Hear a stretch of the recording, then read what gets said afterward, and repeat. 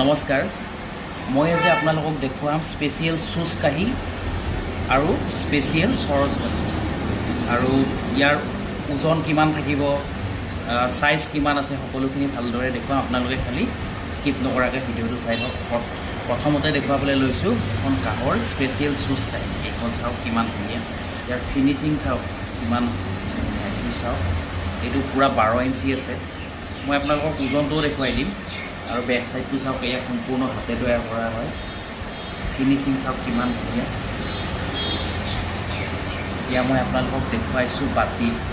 এইটো হৈছে স্পেচিয়েল চৰচ বাতি আৰু বেক সাইডটো চাওক সম্পূৰ্ণ হাতে তৈয়াৰ কৰা একদম স্পেচিয়েল হয় বহুত ধুনীয়া হয় দেখিবলৈ 5 ইঞ্চি আছে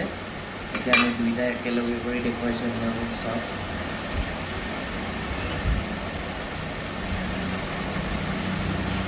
ইয়াৰ পাৰ কেজি 2750 টকা একদম